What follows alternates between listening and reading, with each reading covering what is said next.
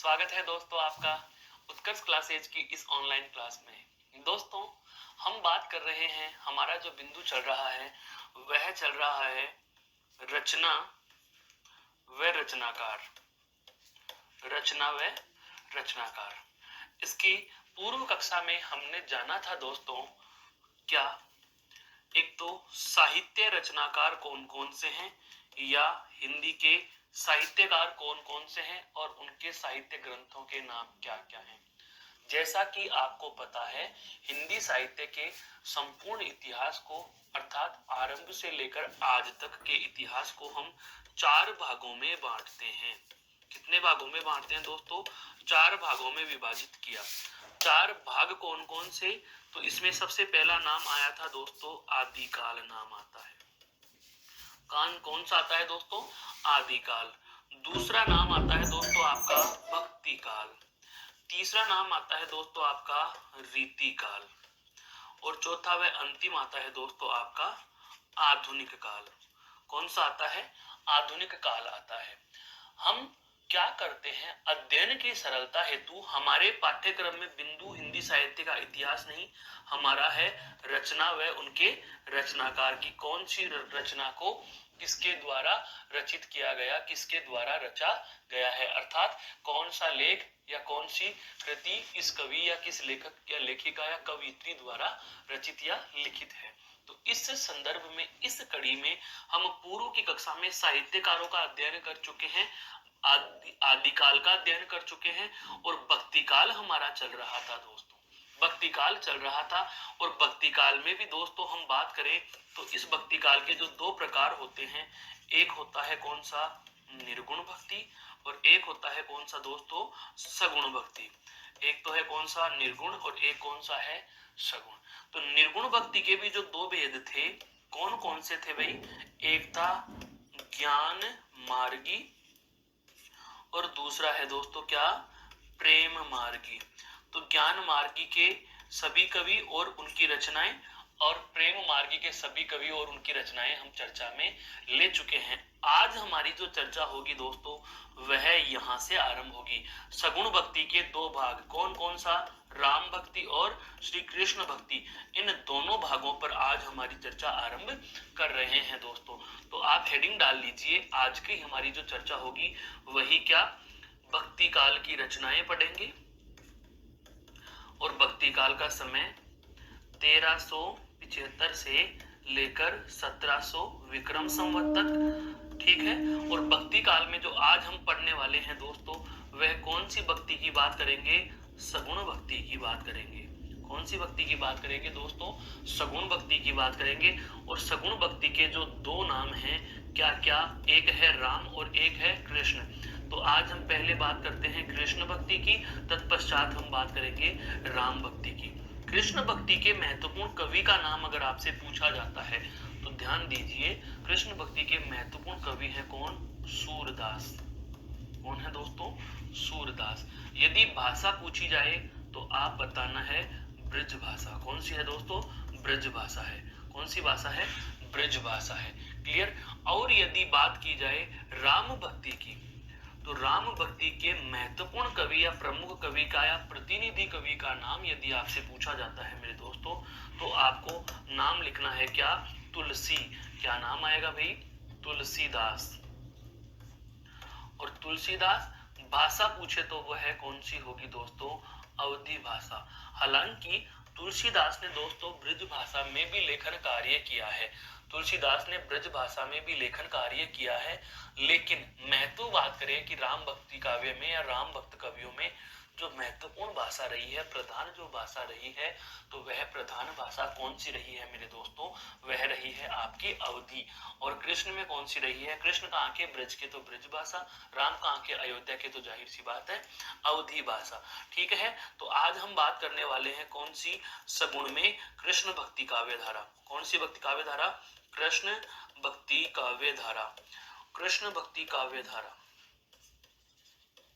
कृष्ण भक्ति काव्य धारा के हम पढ़ेंगे आज दोस्तों। एक तरफ वही तरीका, क्या? नाम लिख लेंगे रचनाकार का और आगे हम उनकी क्या लिखेंगे दोस्तों? रचना। आगे उनके हम क्या लिखेंगे दोस्तों, रचना। आरंभ करते हैं इसके लेखन को। लिखना आरंभ कर दीजिए आप भी मेरे साथ साथ में। सबसे पहले हम बात करना चाहेंगे दोस्तों यहीं पर से, कौन, आपके नंददास। सबसे पहले दोस्तों कौन ले रहे हैं हम, नंददास को ले रहे हैं। और नंददास की रचना की बात की जाए तो देखो इनकी रचना है एक तो रस मंजरी। एक तो रचना क्या है दोस्तों, रस मंजरी। ठीक है, नंददास की रचना। एक नंददास की रचना है दोस्तों आपके रूप मंजरी, या एक है रास पंचाध्यायी। रास पंचाध्यायी। एक है आपके रूप मंजरी। कौन सी है दोस्तों, रूप मंजरी है। कौन सी है, रूप मंजरी। क्लियर।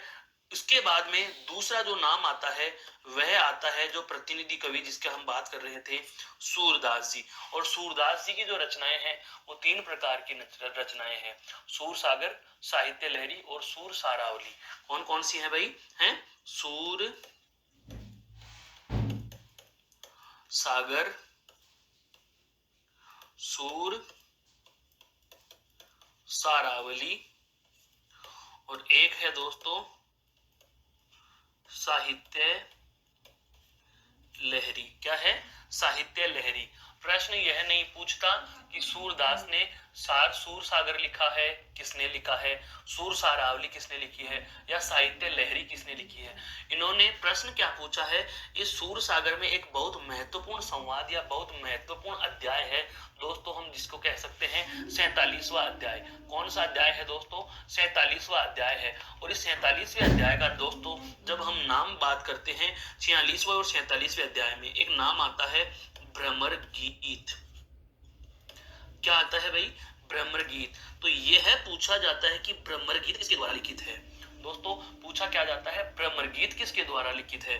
भ्रमर गीत के लिए आप इतना सा ध्यान रखना, क्या सूर सागर के 46वें 47वें अध्याय, 46वें और 47वें अध्याय में भ्रमर गीत का उल्लेख है। बात आ जाती है भ्रमर गीत के नाम से और किस किस ने रचनाएं लिखी हैं।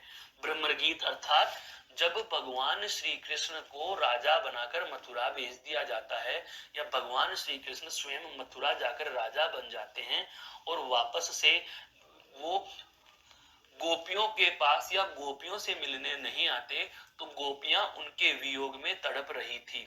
वहां मथुरा में एक व्यक्ति का नाम होता है उद्धव।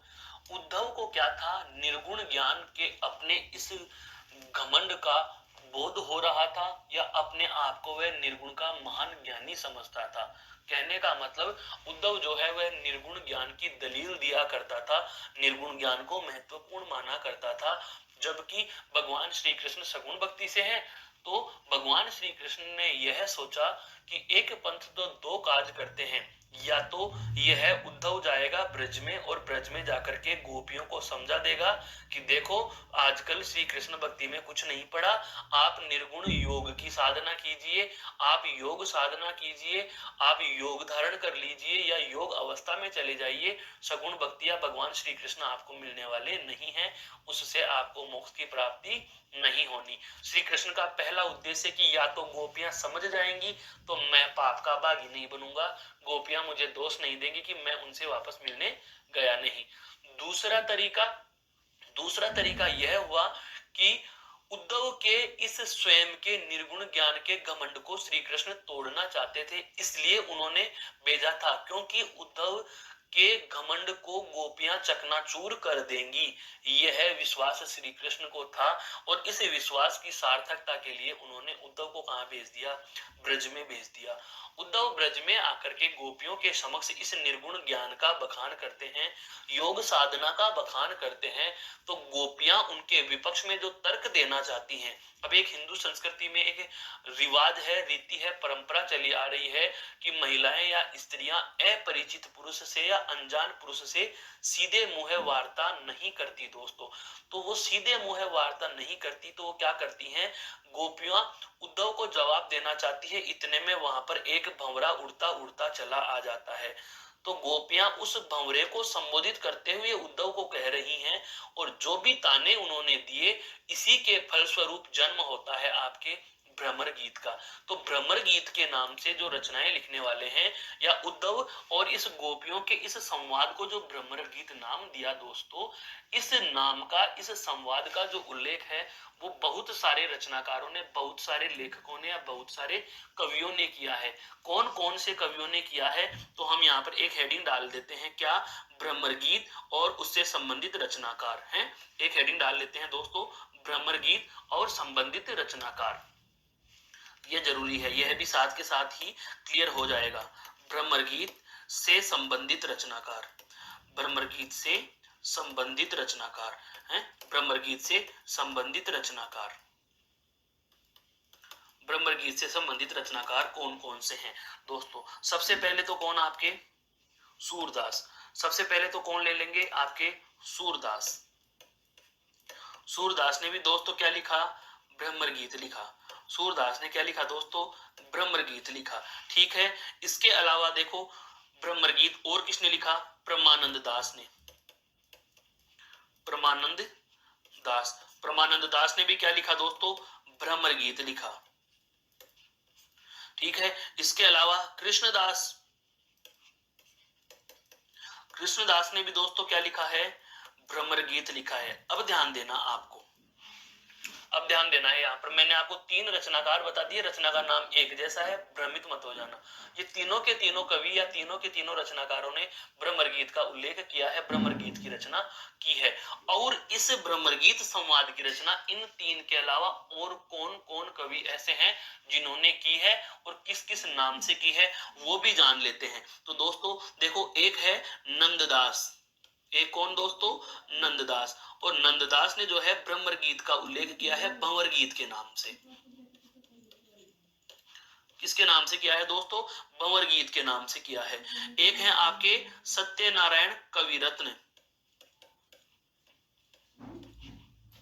सत्यनारायण कविरत्न, जिन्हें ब्रज कोकिल भी कहा जाता है दोस्तों। इनको उपमा भी दी जाती है, ब्रज कोकिल की उपमा, ब्रज की कोयल है, ब्रज कोकिल जिनको कहा जाता है।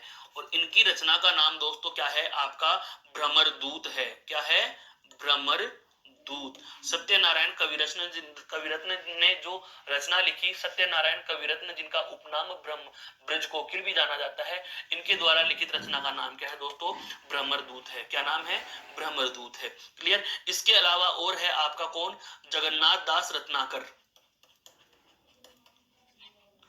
जगन्नाथ दास रत्नाकर, जगन्नाथ दास रत्नाकर, जिनको जकी कहा जाता है। जिनको क्या कहा जाता है दोस्तों, जकी कहा जाता है। और इन्होंने भ्रमर गीत को नाम दिया है उद्धव शतक। क्या नाम दिया है दोस्तों, उद्धव शतक के नाम से इन्होंने भ्रमर गीत का उल्लेख किया है। इसके अलावा एक आते हैं आपके हरिओद, पूरा नाम लिखे तो अयोध्या सिंह, अयोध्या सिंह उपाध्याय, अयोध्या सिंह उपाध्याय हरिओद, अयोध्या सिंह उपाध्याय हरिओद, अयोध्या सिंह उपाध्याय हरिओद। इन्होंने भी जो आपका भ्रमर गीत लिखा है उसको नाम दिया है इन्होंने प्रिय प्रवास। किस नाम से लिखा है इन्होंने भाई, प्रिय प्रवास के नाम से लिखा है। एक नाम और आता है आपका कौन, जो आधुनिक में आते हैं, आधुनिक में आते हैं कौन, धर्मवीर भारती। ठंडा लोहा जिनकी रचना है, कनुप्रिया जिनकी रचना है धर्मवीर भारती। और धर्मवीर भारती ने लिखा है कनुप्रिया। धर्मवीर भारती ने किस नाम से लिखा है, कनुप्रिया के नाम से। तो ये भ्रमर गीत के नाम से कुल आपके समक्ष दोस्तों 8 नाम आ गए। सूरदास भ्रमर गीत, परमानंद दास भ्रमर गीत, कृष्णदास भ्रमर गीत। भ्रमर भ्रमर है यहाँ पर, तो इन तीनों का नाम एक जैसा। और अन्य नामों से किस किसने भगवान श्री कृष्ण, या हम कहें भगवान श्री कृष्ण के मथुरा जाने के बाद होने वाले गोपियों और उद्धव के संवाद का वर्णन किया, तो नंददास ने किया है भंवर गीत के नाम से।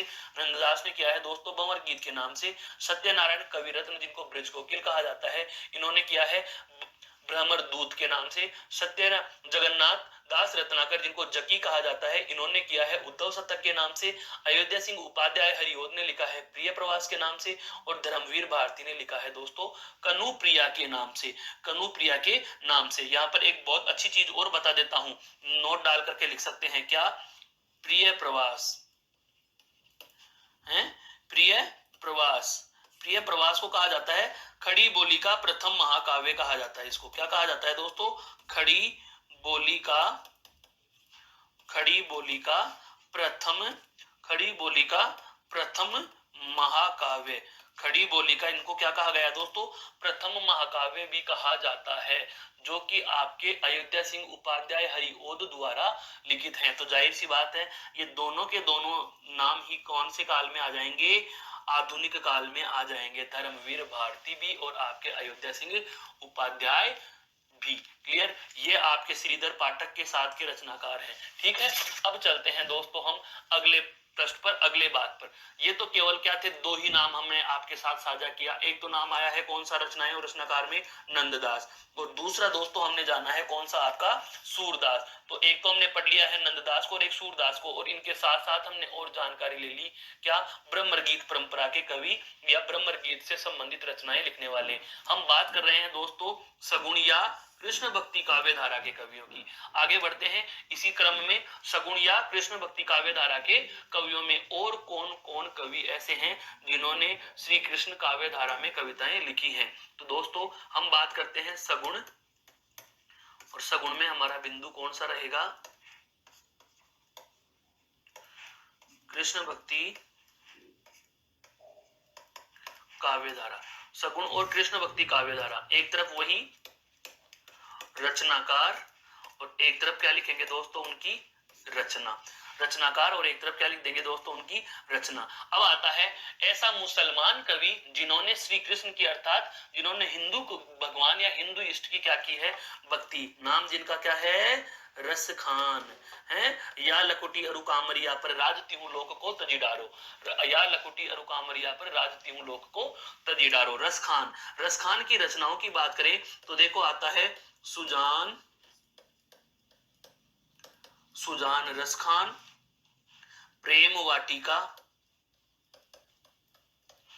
सुजान रस खान, प्रेम वाटिका, अष्टयाम। अष्टयाम दोस्तों नाभादास ने भी लिखा है, अष्टयाम के नाम से नाभादास का भी ग्रंथ है। नाभादास, नाभादास का भी ग्रंथ है। अष्टयाम के नाम से नाभादास का भी ग्रंथ है। दोस्तों ध्यान रखना, यहाँ पर इन्होंने भगवान श्री कृष्ण की, नाभादास ने किया है भगवान आठों यामों अर्थात आठों पहर, एक दिन के आठों पहर क्या भक्ति का वर्णन। और यहाँ पर इन्होंने श्री कृष्ण की आठों पहर की भक्ति, उनकी क्रियाओं का या क्रीड़ाओं का वर्णन किया है अष्टयाम के नाम से। 8 पहर, 4 दिन के और 4 रात के पहरों की बात करी है। क्लियर दोस्तों? इसके अलावा एक रचना इनकी ओर आती है डाण लीला। कौन सी आती है दोस्तों? डाण लीला आती है, डाण लीला।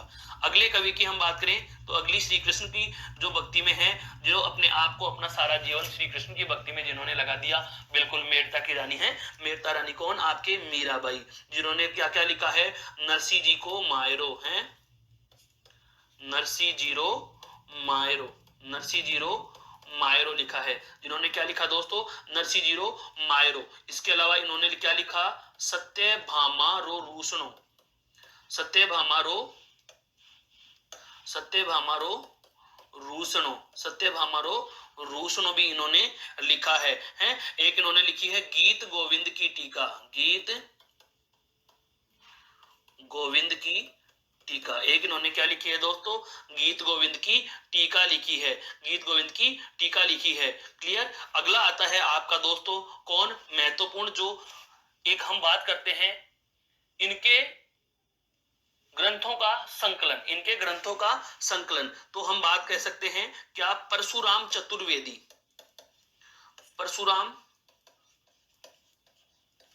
चतुर्वेदी। परशुराम चतुर्वेदी ने, परशुराम चतुर्वेदी ने संपादन किया था, और संपादन किया था किसका? मीरा पदावली का। ये मीरा से संबंधित वार्ता है, इसलिए ध्यान रखना है मीरा पदावली।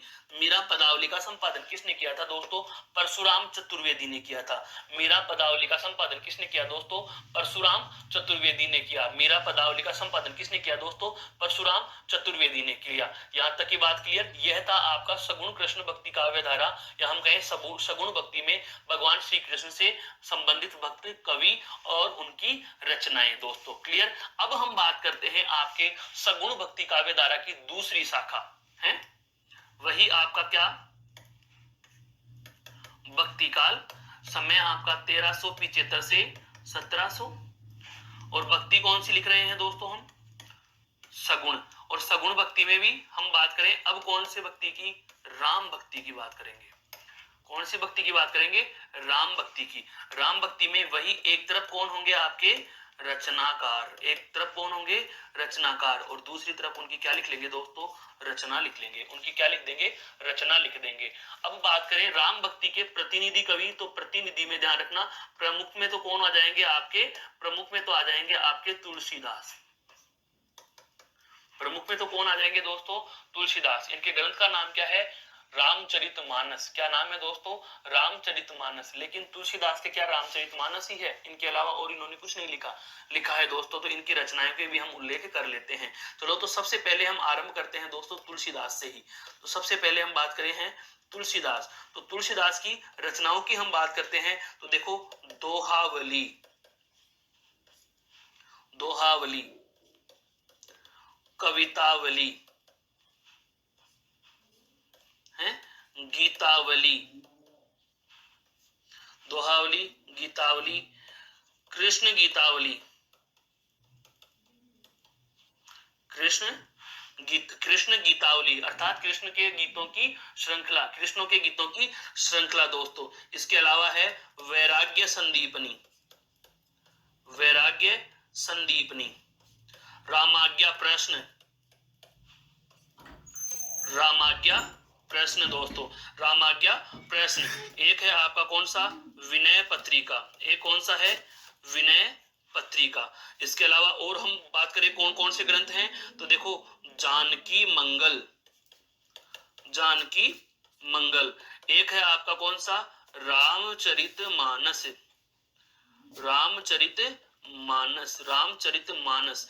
एक है आपके दोस्तों पार्वती मंगल। एक कौन सा है दोस्तों? पार्वती मंगल, पार्वती मंगल। एक है बरवे रामायण, जो रहीमदास जी के कहने पर। बरवे के सम्राट कौन है? बरवा छंद होता है। बरवे के सम्राट कौन है दोस्तों? आपके रहीमदास जी। एक है कौन सा? बरवे रामायण। और एक है रामलला नहछू, रामलला नहछू। ये आपके तुलसीदास से संबंधित, या मैं कहूं तुलसीदास के द्वारा लिखित रचनाएं हैं। अब बात आती है तुलसीदास की प्रमुख भाषा। ध्यान से समझना, प्रमुख तुलसीदास और भाषा पूछी जाए तो भाषा कौन सी है इनकी? अवधी। लेकिन इन्होंने अवधी के साथ साथ ब्रज में भी काव्य लेखन किया है। जैसे कि हम बात करें दोहावली, गीतावली, कृष्ण गीतावली, कवितावली, वैराग्य संदीपनी, रामाज्ञा प्रश्न, विनय पत्रिका, ये सभी की सभी जो हैं दोस्तों ब्रज भाषा में लिखित हैं। कौन सी भाषा में लिखित हैं? ब्रज भाषा में लिखित हैं। और जानकी मंगल, पार्वती मंगल, रामलीला नहछू, बरवे रामायण और आपका रामचरितमानस दोस्तों, ये जो बाद की पांचों के पांचों रचनाएं हैं दोस्तों, ये कौन सी भाषा हैं? ये अवधी की रचनाएं हैं।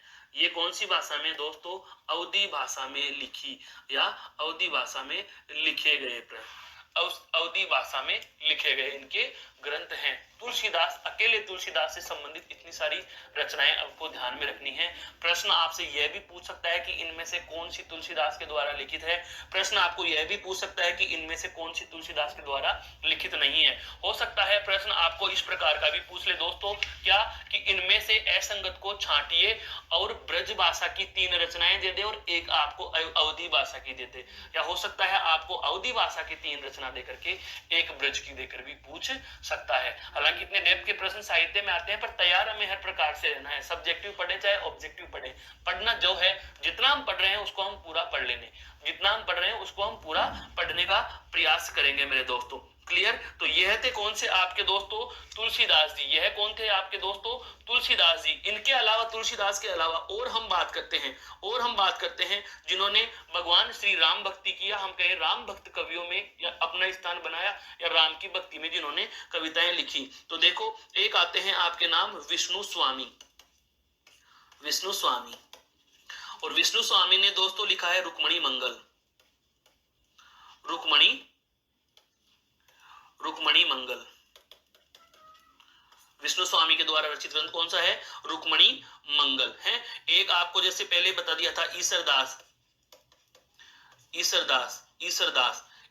की रचना कौन सी है, सत्यवती कथा। हालांकि यह प्रेमाश्री काव्य में आपको बताया जा चुका है, सत्यवती कथा बिल्कुल ध्यान रखना है, ठीक है। इनके अलावा इनकी और रचनाएं हैं जो मैं अब आपको बता देता हूं। भरत मिलाप, राम से संबंधित है ना, तो भरत मिलाप है, राम से संबंधित है तो भरत मिलाप। एक है आपका अंगद पेज भी इन्होंने लिखा है, अंगद पेज। तो ये दोनों के दोनों, यह तो आपकी कौन सी है, प्रेमाश्री रचना, और ये कौन सी है दोस्तों, राम भक्त रचना। ये कौन सी है, राम भक्त के रूप में लिखी गई रचना। इसके अलावा देखो, प्राणचंद्र चौहान, इनके अलावा है प्राणचंद्र चौहान के द्वारा जो राम भक्त में कविता लिखी गई है या काव्य लिखा गया है, वह है रामायण महानाटक।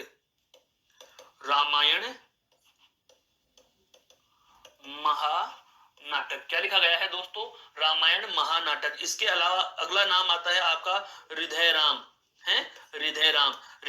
यह वाला पूछा भी गया है परीक्षाओं में। हनुमान नाटक दोस्तों, यह पूछा भी गया जाता है, हनुमान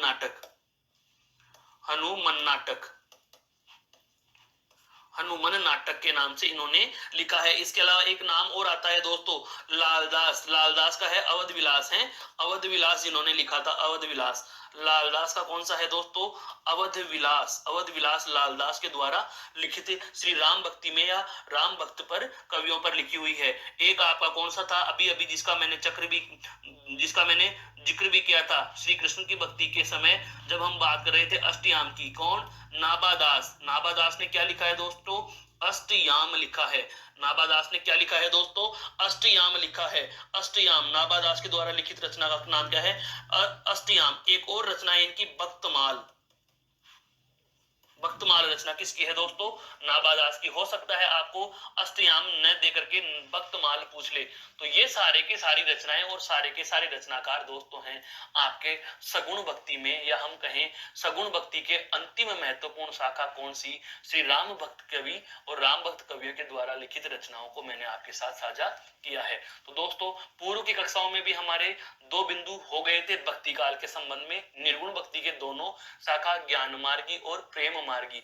आज हमने चर्चा करी है भक्ति काल की, सगुण भक्ति काव्यधारा में कृष्ण भक्ति और राम भक्ति। दोस्तों, अब हम बढ़ते हैं अगले काल पर, हिंदी साहित्य के इतिहास के अगले काल पर। सबसे पहला आदिकाल हो गया, फिर आपका भक्ति काल हो गया। दोस्तों, अब आता है आपका रीतिकाल। अब कौन सा आता है दोस्तों, रीतिकाल। समय होता है 1700 से लेकर के 1900 विक्रम संवत तक, 1700 से लेकर के 1900 विक्रम संवत तक भक्ति काल की अब हम चर्चा, वो रीतिकाल की अब हम चर्चा करेंगे। और रीतिकाल की चर्चा वही तरीका, रीतिबद्ध, रीतिमुक्त और रीति सिद्ध। रीतिबद्ध का मतलब क्या हुआ, जो बंधे हुए हैं, केशवदास, चिंतामणि, देव, पद्माकर ऐसे हैं। और आपके रीति मुक्त कौन आ जाते हैं, गणानंद, बोधा, आलम, ठाकुर। रीति सिद्ध एकमात्र कवि जिसका हम जिक्र करते हैं, बिहारी जी। कौन है दोस्तों, बिहारी। क्लियर। तो हम बात करते हैं सबसे पहले क्या आपके रीतिबद्ध कवियों में, एक तरफ वही तरीका क्या लिखेंगे, रचनाकार, और एक तरफ क्या लिख लेंगे उनकी दोस्तों, रचना। एक तरफ क्या लिख लिए, रचनाकार, और एक तरफ क्या लिख लेंगे दोस्तों, रचना। सबसे पहली रचना की हम बात करेंगे, सबसे पहले रचनाकार हैं आपके कौन, केशवदास। रीतिकाल के सबसे पहले जो रचनाकार कौन है, केशवदास। दोस्तों, यह विभाजन आपको बताने की जरूरत नहीं है, कि रीतिकाल के रचनाकारों को हम 3 भागों में बांट कर पढ़ते हैं। एक तो नाम कौन सा है, रीतिबद्ध, एक नाम है रीति मुक्त और एक नाम है आपका रीति सिद्ध। एक नाम क्या है दोस्तों आपका रीति सिद्ध, रीतिबद्ध, रीति मुक्त और रीति सिद्ध। रीतिबद्ध, रीति मुक्त और रीति सिद्ध। रीतिबद्ध का मतलब जो लक्षण ग्रंथों में बंधे हुए हैं, लक्षण और उदाहरण दोनों प्रस्तुत करते हैं। रीति मुक्त का मतलब जो केवल नियमों से नहीं बंधे हुए, और एक रीति सिद्ध एकमात्र आपका जो हम बिहारी की चर्चा भी करेंगे दोस्तों। तो सबसे पहले हम बात करते हैं केशवदास की। केशवदास की प्रसिद्ध रचना जिसकी वजह से इनके नाम को जाना जाता है वह है रसिक प्रिया। वह कौन सी रचना है दोस्तों? रसिक प्रिया। रसिक प्रिया केशवदास के द्वारा लिखित ऐसा ग्रंथ जो इनके नाम को अमर करती है, रसिक प्रिया। लेकिन इसके अलावा और भी इन्होंने लिखा है क्या? कवि प्रिया। और इन्होंने लिखा है क्या? छंद माला। क्या लिखी है दोस्तों? छंद माला है। इसके अलावा इन्होंने क्या लिखी है? वीर सिंह देव चरित है, वीर सिंह देव चरित इन्होंने लिखा है दोस्तों। ये कौन है? केशवदास। कौन है दोस्तों? केशवदास। वीर सिंह देव चरित केशवदास। ठीक है। एक इनकी रचना और आती है विज्ञान गीता। क्या आती है दोस्तों? विज्ञान गीता। हम अगले नाम की चर्चा करते हैं। अगले केशव देव, कवि देव, कवि देव की रचनाओं की अगर हम बात करें दोस्तों तो देखो इनकी रचनाएं हैं रस विलास। कवि देव के साथ में विलास, विलास शब्द जुड़ता चला जाता है दोस्तों। रस विलास, भवानी विलास,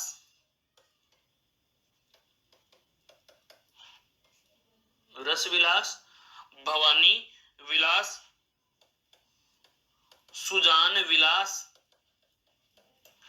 कुशल विलास,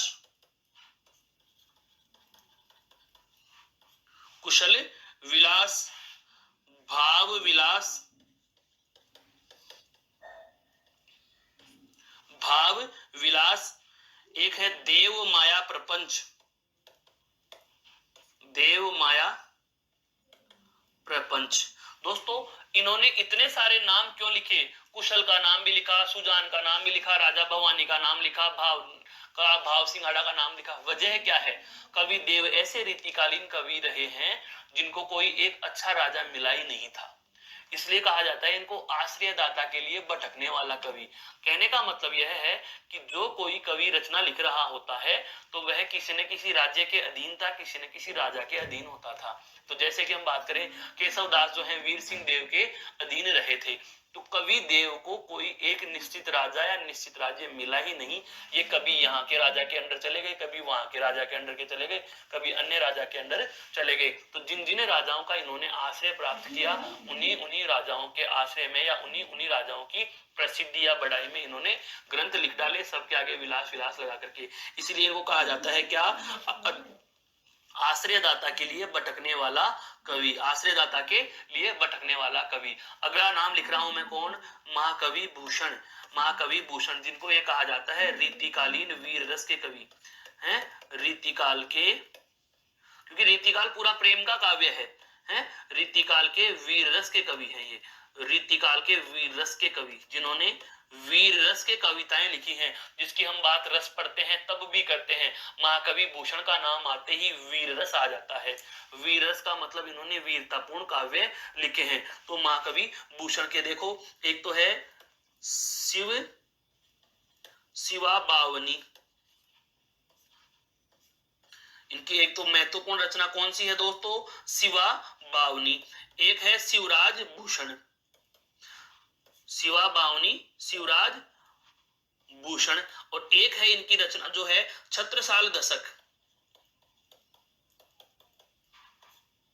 छत्रसाल दशक। दोस्तों महत्वपूर्ण बात क्या है, ध्यान देना। महाकवि जो भूषण है वे महाराज छत्रसाल और केवल शिवाजी, इन दो को ही वास्तविक राजा कहा करते थे। इन दो की ही इन्होंने बड़ाई में, इन दो की ही वीरतापूर्ण किस्से इन्होंने लिखे हैं। तो शिवाजी की प्रशंसा में एक तो इन्होंने 52 छंद लिखे हैं शिवा बावनी के नाम से, और एक इन्होंने लिखा है शिवराज भूषण के नाम से। और अगले जो राजा है, अगला जो शासक है जिनका इन्होंने बहुत ज्यादा से प्रशंसा लिखी है, इन्होंने बहुत ज्यादा प्रशंसा काव्य किया है, वह है आपके महाराज छत्रसाल।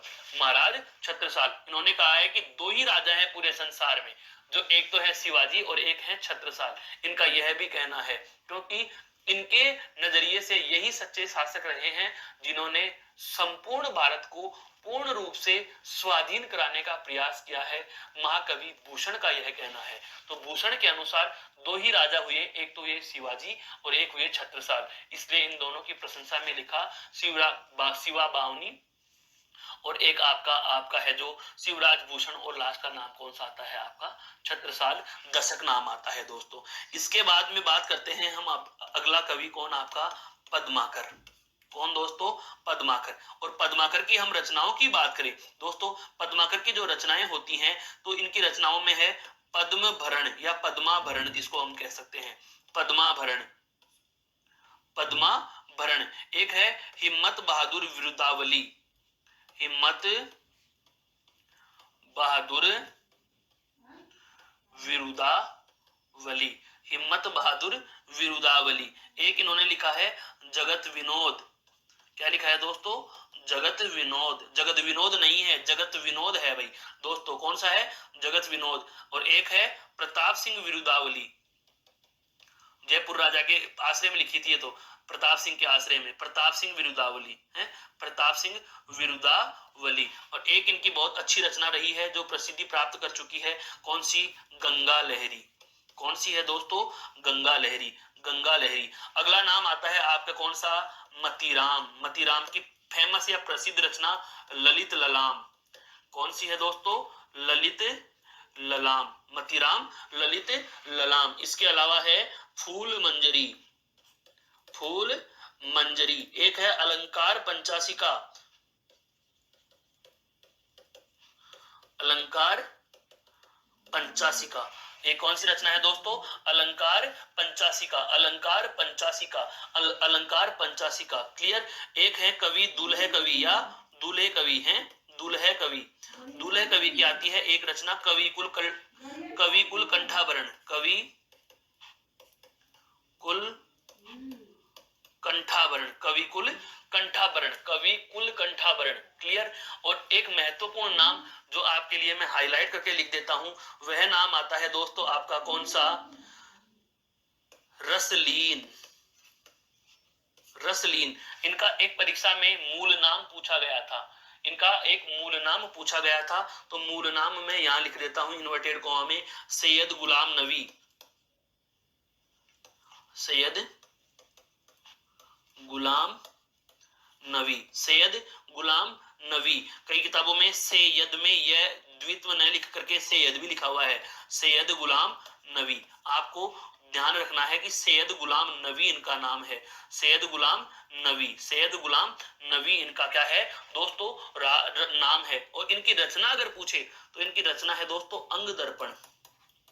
रचना का नाम क्या है साथियों, अंग दर्पण इनकी रचना का नाम है, अंग दर्पण, अंग दर्पण इनकी रचना का नाम है। तो ये हमने कुछ अभी तक समाप्त नहीं हुए हैं, अभी बचा हुआ है आपका बिहारी बचा हुआ है, गणानंद बचा हुआ है, बोधा बचा हुआ है, आलम बचा हुआ है, ठाकुर बचे हुए हैं, गणानंद, बोधा, आलम, ठाकुर, बिहारी, इनकी अभी हम बात करना शेष रहे हैं। अभी ये रीतिकाल के मैंने आपके समक्ष कुछ कवि और उनकी रचनाओं के नाम उल्लेख साझा किए हैं दोस्तों। तो चलते हैं हम इसी बिंदु में अगले नामों पर। अगले नामों में हम बात कर रहे हैं दोस्तों अभी क्या, रीतिकाल के कवि और उनकी रचनाएं, रीतिकाल के कवि और उनकी रचनाएं।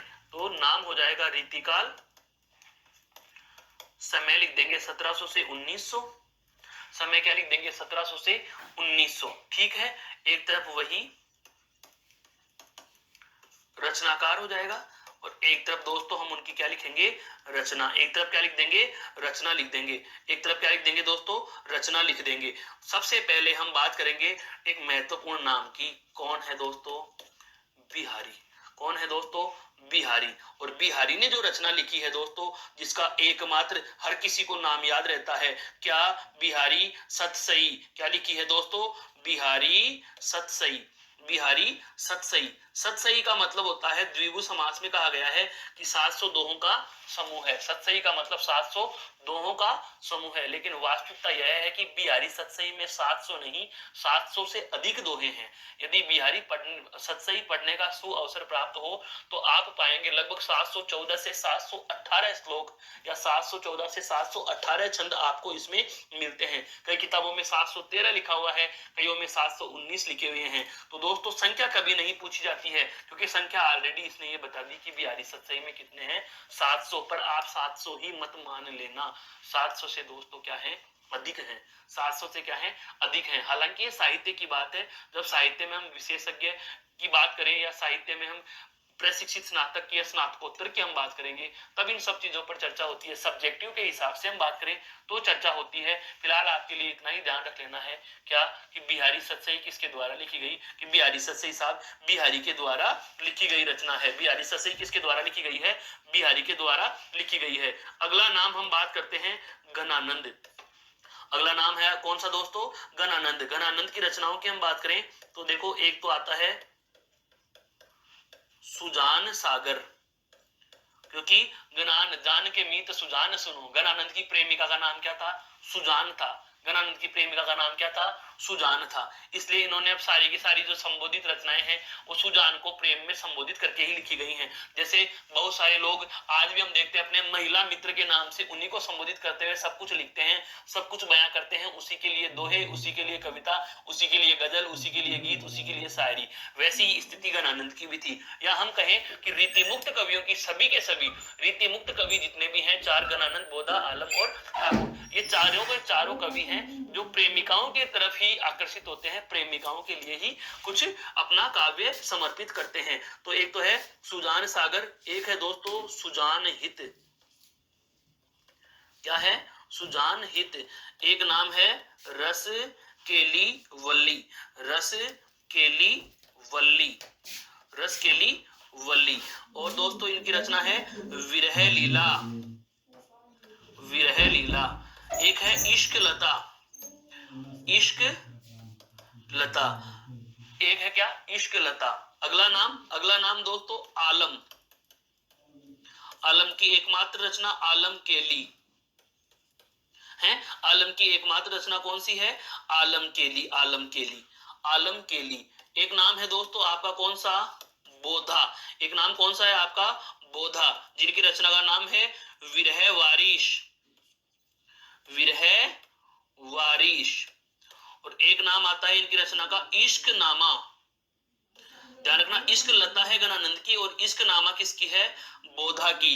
एक नाम आता है आपका दोस्तों ठाकुर। एक नाम कौन सा आता है दोस्तों, ठाकुर, जिनकी दो रचनाएं मिलती हैं। एक तो मिलती है ठाकुर ठसक और एक मिलती है ठाकुर शतक। ठाकुर ठसक और एक मिलती है दोस्तों ठाकुर शतक। ठाकुर ठसक और ठाकुर शतक। इस प्रकार से आपके ये रीतिकाल के कवि अपने रचनाएं और रचनाकारों से हमने परिचय आपका कराया, नामों से आपको साझा कराया दोस्तों, जो आपकी इस परीक्षा के लिए बहुत महत्वपूर्ण है। सबसे पहले हम जान चुके आदिकाल को, फिर हम जान चुके भक्तिकाल और भक्तिकाल की चारों शाखाओं को। उसके बाद में हमने जाना रीतिकाल। रीतिकाल की भी तीन प्रकार की परंपराएं, रीतिबद्ध, रीति मुक्त और रीति सिद्ध। रीतिबद्ध, रीति मुक्त और रीति सिद्ध कवियों का हमने उनके नाम और उनकी रचनाओं से भी आपका परिचय करा दिया है। अब चलते हैं दोस्तों हम आपके कौन सा, हिंदी साहित्य का अंतिम और हम जो कह सकते हैं चल रहा काल, चल रहा काल, जिसका नाम है दोस्तों क्या, आधुनिक काल। क्या नाम है दोस्तों, आधुनिक काल। अब आधुनिक काल को एक बार पढ़ने से पहले इसकी ब्रीफ समझो दोस्तों। आधुनिक काल को पढ़ने से पहले इसकी ब्रीफ समझो। इसका समय है 1900 से अद्यतन, 1900 से आज तक, 1900 से आज तक। 1900 से आज तक जो है वह कौन सा है आपका, आधुनिक काल है। इस आधुनिक काल को गद्य काल भी नाम दिया गया। अब तक मैं कह रहा था कवि कवि कवि कवि कवि, हम जितने भी पढ़ते आए वो कवि कवि पढ़ते आए हैं। अब आएंगे लेखक प्लस कवि दोनों, अर्थात यहां तक आते आते गद्य का हिंदी की विधा दूसरी। जब हिंदी विधा की बात की जाती है तो हिंदी की दो विधाएं हैं, एक आपकी है दोस्तों पद्य विधा, और एक कौन सी है आपकी गद्य विधा। एक कौन सी है गद्य विधा। तो हम जिसकी चर्चा कर रहे हैं दोस्तों वह आपकी कौन सी है पद्य और गद्य। अब ध्यान देना, अब तक बात कर रहे थे, अब तक हम बात कर रहे थे दोस्तों हिंदी की केवल पद्य विधा की। अब तक हम बात कर रहे थे हिंदी में केवल पद्य विधा की, और अब हम बात करेंगे पद्य और गद्य दोनों विधाओं की। कहने का मतलब जब से अपभ्रंश, अपभ्रंश का जो रूप था शोरसेनी अपभ्रंश, शोरसेनी अपभ्रंश से विकसित होती है उपभाषा पश्चिमी हिंदी, और पश्चिमी हिंदी का ही एक विकसित रूप है, पश्चिमी हिंदी को ही कहा गया दोस्तों, और वह है आपका कौन सा आधुनिक हिंदी या खड़ी बोली हिंदी। चंद छंद वर्णन की महिमा गंग कवि द्वारा लिखित 1570 की रचना, जो प्रथम खड़ी बोली की रचना मानी जाती है। और अयोध्या सिंह उपाध्याय द्वारा या हरिओद द्वारा लिखा गया प्रिय प्रवास, जो आपका खड़ी बोली का प्रथम महाकाव्य माना जाता है। तो इन सब बातों को अब हम लेते हैं आधुनिक काल के अंतर्गत चर्चा में। आधुनिक काल में हम इनको अब चर्चा में ले लेते हैं दोस्तों। अब ध्यान दीजिए, आधुनिक काल को भी 1900 से लेकर के आज तक, आधुनिक काल को 1900 से लेकर के आज तक हम संपूर्ण कालखंड को बात करें तो देखो सबसे पहला आता है भारतेंदु युग। सबसे पहला कौन सा आता है दोस्तों भारतेंदु युग। भारतेंदु युग के बाद में आता है आपका द्विवेदी युग। भारतेंदु युग के बाद में कौन सा आएगा द्विवेदी युग। द्विवेदी युग के बाद में आपका आता है दोस्तों प्रसाद युग। कौन सा आता है प्रसाद युग। ये तीन युग बहुत बहुत ज्यादा महत्वपूर्ण है। प्रसाद युग, प्रसाद युग के बाद में आते हैं आपके क्या प्रयोगवाद। क्या आता है दोस्तों प्रयोगवाद। फिर है आपका का प्रगतिवाद। क्या है प्रगतिवाद। प्रगतिवाद के बाद में हम दोस्तों पढ़ते हैं किसको तार सप्तक को पढ़ते हैं। पढ़ने का बता रहा हूं, तार सप्तक पढ़ा जाता है। तार सप्तक 1 2 और 3 हम पढ़ते हैं। तार सप्तक के बाद में हम पढ़ते हैं साठोत्तरी कविता। क्या पढ़ते हैं दोस्तों साठोत्तरी कविता। साठोत्तरी कविता के बाद में हम पढ़ते हैं नई कविता। क्या पढ़ते हैं नई कविता। लेकिन ये सब का सब तो क्या है आधुनिक काल का काल विभाजन है। हमें दोस्तों काल विभाजन नहीं पढ़ना। मैं फिर कह रहा हूं साहित्य के इतिहास को नहीं पढ़ना। क्रम हमें पता रहना चाहिए कि पहले हम भारतेंदु युग के कवि पढ़ लेंगे या लेखक पढ़ लेंगे, तत्पश्चात द्विवेदी युग के कवि और लेखक पढ़ेंगे, उसके बाद जयशंकर प्रसाद या हम बात करें, देखो इसको कहा जाता है जागरण काल। दोस्तों इसको क्या कहा जाता है जागरण काल। इसको कहा जाता है जागरण सुधार काल। जागरण सुधार काल। प्रसाद युग का दूसरा नाम क्या है दोस्तों छायावाद।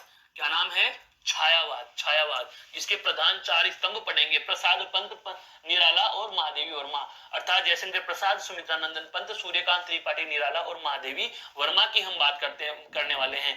महावीर प्रसाद द्विवेदी, हजारीपाठ सात द्विवेदी, भारतेंदु हरिश्चंद्र, बिल्कुल भारतेंदु हरिश्चंद्र, अयोध्या सिंह उपाध्याय, हरिओद, सच्चिदानंद हीरानंद, वात्स्यायन, अज्ञेय, इन सबको हम अब चर्चा में लेने वाले हैं दोस्तों। क्लियर। तो सबसे पहले हम बात करते हैं आज क्या आधुनिक काल के कवि और लेखकों में। सबसे पहले ध्यान दो आधुनिक काल। आधुनिक काल समय कौन सा 1900 से आज तक। समय है 1900 से आज तक। 1900 से समय है दोस्तों, समय है 1900 से आज तक। वही तरीका एक तरफ क्या लिख लेंगे रचनाकार या लेखक, दोनों चीजें लिख रहा हूं दोस्तों, रचनाकार या लेखक। एक तरफ क्या लिख देंगे उनकी रचना का, एक तरफ नाम क्या लेंगे रचना, एक तरफ क्या लिख देंगे दोस्तों रचना लिख देंगे, एक तरफ क्या लिख देंगे दोस्तों इनकी रचना लिख देंगे। क्लियर। अब हम बात करते हैं दोस्तों सबसे पहले देखो यहां पर आरंभ कब से माना जाता है 1900 से। आरंभ कब से माना जाता है 1900 से, लेकिन ये विक्रम संवत में है दोस्तों। ये किसमें है विक्रम संवत। 57 वर्ष घटाओगे तो लगभग समय आ जाएगा 1843 का। समय आ जाता है 1843 का। लेकिन आधुनिक काल में भारतेंदु जो युग होता है, इस भारतेंदु युग का वास्तविक जो समय सीमा मानी गई दोस्तों, वह वास्तविक समय माना जाता है आपका 1857 की क्रांति। कब से माना जाता है दोस्तों 1857 की क्रांति के बाद से। 1857 की क्रांति के पश्चात या इसके साथ ही लिख दो 1857 की क्रांति के साथ ही हिंदी साहित्य ने नया मोड़ लिया। क्रांति ने तो नया मोड़ लिया था भारतीय स्वाधीनता संग्राम में, तो कहते हैं 1857 की प्रथम स्वाधीनता संग्राम था, यह भी प्रथम हो रहा है बदलाव। 1857 की क्रांति के साथ ही हिंदी साहित्य ने नया मोड़ ले लिया, और नया मोड़ लेकर के नया मोड़ लिया और नया मोड़ लेकर के इन्होंने क्या कर लिया, भारतेंदु को रख दिया सामने कि ये लो जी भारतेंदु हरिश्चंद्र। भारतेंदु बहुत कम 32 वर्ष जीवित रहे थे व्यक्ति, 32 वर्ष, और 32 वर्ष में इतनी सारी रचनाएं लिख गए, 17 नाटक, 70 रचनाएं, 17 नाटक और 70 रचनाएं। सोचो कितना बड़ा, कितना विस्तार इन्होंने साहित्य रच डाला था। यही वजह है कि इनके नाम से पूरा युग जाना गया है। भारतेंदु हरिश्चंद्र के नाम से भारतेंदु युग जाना जाता है। भारतेंदु युग का समय जिसको हम कह सकते हैं 1857 से लेकर के 1900 ईस्वी लिख रहा हूं दोस्तों। यहाँ पर क्या लिख रहा हूं मैं, 1900 ईस्वी लिख रहा हूं। यह विक्रम संवत में है। यह समय किस में है दोस्तों, यह विक्रम संवत में है। यह किस में है दोस्तों, विक्रम संवत में है यहाँ पर। और मैं यहाँ पर लिख रहा हूं यह ईस्वी में लिख रहा हूं, क्योंकि 1857 हम कहाँ चले गए दोस्तों, पीछे चले गए हैं। हम कहाँ चले गए हैं दोस्तों, पीछे चले गए हैं। ठीक है, तो अब आते हैं एक तरफ रचनाकार और रचनाओं में। सबसे पहले इन्हीं की बात कर लेते हैं, भारतेंदु। किसकी बात करते हैं, भारतेंदु की। भारतेंदु, हाँ बिल्कुल, भारतेंदु हरिश्चंद्र। भारतेंदु हरिश्चंद्र के द्वारा कौन कौन सी रचनाएं इन्होंने लिखी हैं, क्लियर। तो देखो इनके द्वारा पत्रिकाएं निकाली गई थी। एक तो थी कवि वचन सुधा, कवि वचन सुधा, और एक थी हरिश्चंद्र मैगजीन। क्योंकि उस समय स्वाधीनता संग्राम आंदोलन चरम पर था, या हम कहें 1857 की क्रांति चरम पर थी, तो जाहिर सी बात है इन्होंने उस वजह से जनता में जागृति हेतु कौन सी पत्रिका लिखी है, हरिश्चंद्र मैगजीन।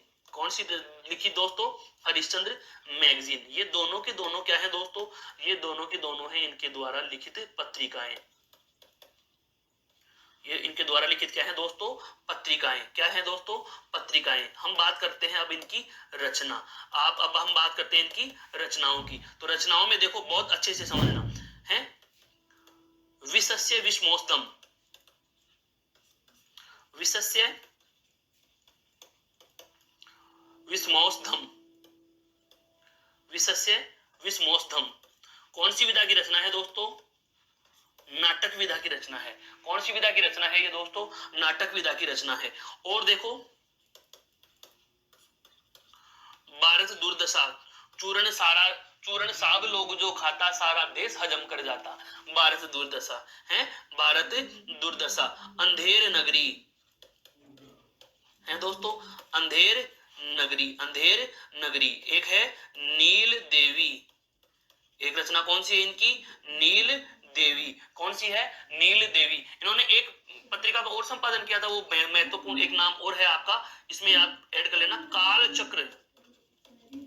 दोस्तों एक नाम और आता है, कौन सा, काल चक्र। यह भी क्या है, इनकी पत्रिका रही है। काल चक्र भी क्या रही है, इनकी पत्रिका रही है। कवि वचन सुधा, हरिश्चंद्र मैगजीन और आपके काल चक्र, ये इनकी पत्रिकाओं के नाम रहे हैं। नाटक विधा की रचना सबसे ज्यादा प्रसिद्ध रही है, जो कौन सी है, विसस्य विस्मोस्तम। इसके बाद में भारत दुर्दशा, अंधेर नगरी है, भारत दुर्दशा, अंधेर नगरी। और इसके अलावा है आपका जो नील देवी, क्या है, नील देवी। इसके अलावा इन्होंने लिखा था चंद्रावली नाटिका,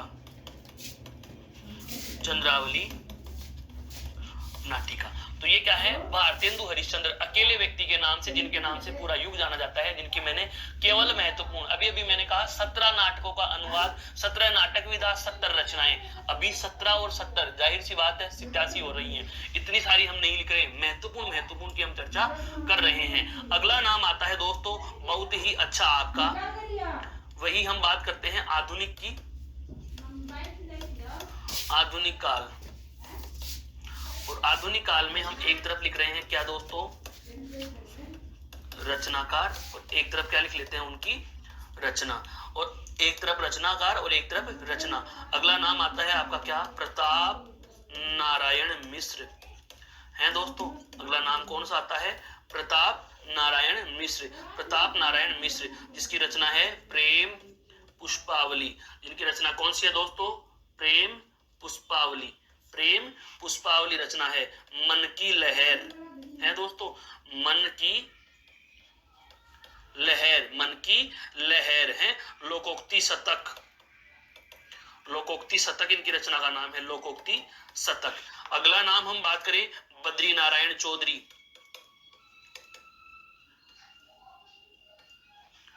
बद्री नारायण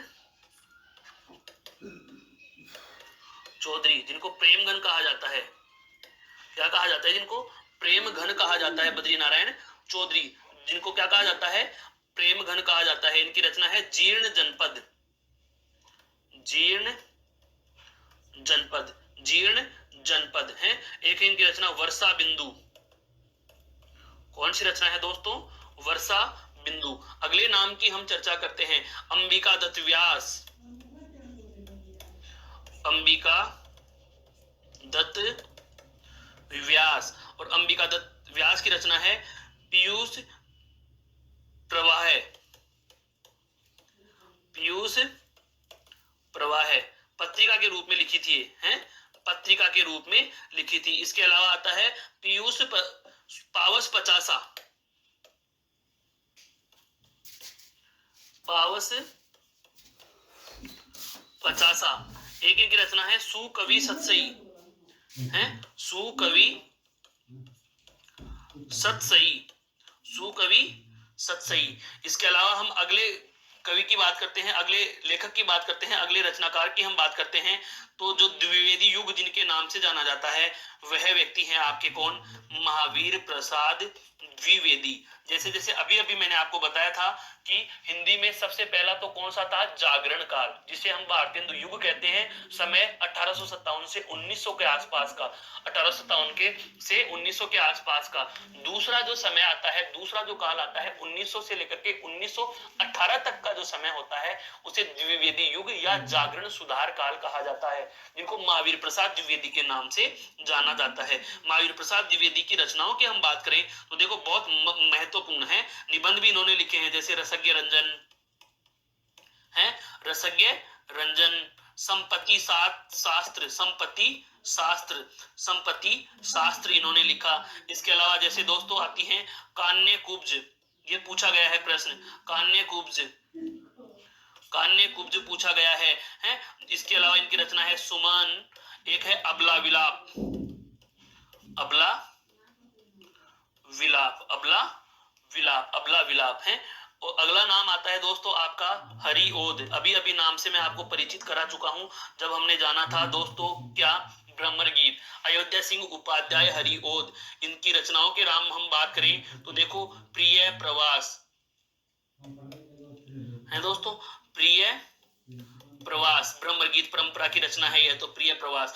इसके अलावा कौन कौन सी है देखो, है इसके अलावा इनकी है चुभते चौपदे, चुभते चौपदे हैं। इनके अलावा इनकी एक रचना है वैदेही वनवास, वैदेही वनवास। कौन सी रचना है दोस्तों इनकी? वैदेही वनवास। एक है इनकी रस कलश, कौन सी रचना है दोस्तों? रस कलश, रस कलश, रस कलश है, रस कलश इनकी महत्वपूर्ण रचना का नाम है। तो ये आधुनिक काल में हम चल रहे हैं। आधुनिक काल में भी हम बात करें तो दूसरे युग में है, कौन से में? द्विवेदी युग या जागरण सुधार काल में। और लेखक और रचनाकारों की हम बात करते हैं दोस्तों, तो जैसे आगे आपका नाम आता है, बहुत ही महत्वपूर्ण आता है नाम, रामनरेश त्रिपाठी। एक बार हेडिंग डाल लेते हैं, एक तरफ तो नाम लिख रहे हैं रचनाकार का और एक तरफ हम लिखते हैं दोस्तों रचना है। तो अगला नाम है आपका कौन सा? रामनरेश त्रिपाठी, रामनरेश त्रिपाठी। रामनरेश त्रिपाठी की रचना है स्वप्न, बहुत अच्छे से है। एक है मिलन, स्वप्न मिलन में पथिक आया है, स्वप्न मिलन पथिक आया, स्वप्न मिलन और पथिक, स्वप्न मिलन और पथिक। इनके अलावा भी ऐसे कह सकते हैं, इनके जैसे एक मानसी, मानसी नाम से भी एक इनकी रचनाओं का क्या मिलता है? संकलन है। इनकी रचनाओं का क्या मिलता है दोस्तों? एक संकलन मिलता है मानसी के नाम से। कई किताबों में मानुसी भी लिखा हुआ है, तो आपको इस बात का भी ध्यान रखना है। अगला नाम आता है बहुत ही ज्यादा महत्वपूर्ण आपका, कौन? मैथिली शरण गुप्त। अगला नाम कौन सा आता है दोस्तों? मैथिली शरण गुप्त। और मैथिली शरण गुप्त की जो नारी जो नारी संबंधी या हम कहें नारियों के उपहास को लेकर के जो दो लिखी गई रचनाएं थी जिनको हिंदी में बहुत ज्यादा प्रसिद्धि प्राप्त हुई थी, हम उनके भी नामों का हम यहाँ पर उल्लेख कर लेंगे। एक तो उर्मिला का विरह वर्णन जो इन्होंने लिखा था, बिल्कुल दोस्तों, एक तो उर्मिला का जो विरह वर्णन इन्होंने लिखा था वह है आपका कौन सा, साकेत। कौन सा है दोस्तों, साकेत। और एक है आपका जो जय भारत। हम बात करें उर्मिला विरह वर्णन की, हम बात करें यशोधरा की बात करें, किसकी बात करें, यशोधरा की बात करें, इनके लिए कहा जाता है कि ये हिंदी की उपेक्षिता नारियां थी, अर्थात हिंदी में ऐसी नारियां जिन्होंने काम बहुत बड़े किए लेकिन हिंदी के कवियों ने, हिंदी के रचनाकारों ने उनका कहीं कोई उल्लेख ही नहीं किया। अरे सीता का उल्लेख बहुत जगह मिल रहा है, वो तो राम के साथ चली गई थी। असली तपस्या तो उर्मिला ने की थी जो लक्ष्मण को जाने के लिए कह दिया और अकेली स्वयं आपके अयोध्या में रह गई थी। तो वास्तविक तपस्या तो उर्मिला थी। उर्मिला का विरह वर्णन आपके मैथिली शरण गुप्त ने लिखा है।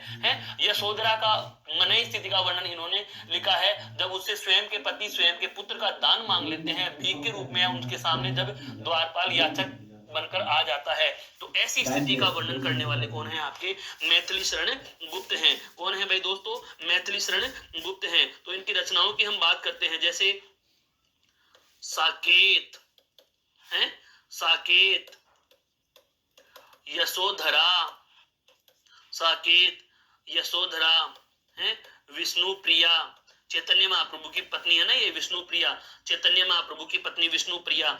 इसके अलावा इन्होंने और क्या लिखा है, जय भारत। इन्होंने क्या लिखा है, जय भारत। इनके द्वारा और रचना में देखो आपके जो इसके नाटक भी हैं, कौन कौन सा, तिलोत्तमा है, तिलोत्तमा, तिलोत्तमा नाटक है, चंद्रहास इनका एक नाटक है, चंद्रहास, चंद्रहास इनका एक नाटक है, एक अनग के नाम से भी इनका एक नाटक है, अनग, अनग। क्लियर दोस्तों। अगले नाम की हम चर्चा करते हैं, जो अगला नाम हमारा बहुत महत्वपूर्ण आता है, कौन सा, श्रीधर पाठक, श्रीधर पाठक। और श्रीधर पाठक के द्वारा लिखित रचनाओं की बात करें तो ये अनुवादक रहे हैं, क्या करे हैं, अनुवादक रहे हैं, अनुवादक। इन्होंने गोल्ड स्मिथ की रचनाओं का क्या किया है, अनुवाद किया है। गोल्ड स्मिथ के द्वारा लिखित रचना का क्या किया है, अनुवाद किया है। क्या क्या इनकी रचनाएं देखो, एक श्रांत पथिक, एक श्रांत पथिक, यह है द ट्रेवलर की। और द डेजर्टेड विलेज का लिखा है इन्होंने क्या, उज्जड़ ग्राम या उज्जड़ गांव के नाम से इन्होंने अनुवाद किया था। ये द गोल्ड स्मिथ के रचनाओं के क्या थे, अनुवादक रहे हैं दोस्तों, अनुवादक। एक है हरमिट का, इन्होंने अनुवाद किया था एकांतवासी योगी के नाम से, एकांतवासी योगी के नाम से, एकांतवासी योगी के नाम से। उज्जड़ गांव है द डेजर्टेड विलेज। और जो आपका एक श्रांत पथिक है यह है ट्रेवलर का अनुवाद। एकांतवासी योगी है हरमिट का, इन्होंने जो अनुवाद प्रस्तुत किया था, अनुवाद इन्होंने जो हरमिट का प्रस्तुत किया था वह एकांतवासी योगी के नाम से इन्होंने प्रस्तुत किया था दोस्तों। तो यह है हमारे कुछ गद्य के रचनाएं और गद्य के रचनाकार। अभी तक बात पूरी नहीं हुई है मेरे दोस्तों, अभी तक बात पूरी नहीं हुई है। हम फिर से मिलेंगे अगली कक्षा में इसी श्रृंखला को, आधुनिक काल के रचनाएं लेखक या उनकी रचनाएं और उनके निबंध लेखकों के या उनकी कविताओं के साथ आपसे पुनः साझा होंगे।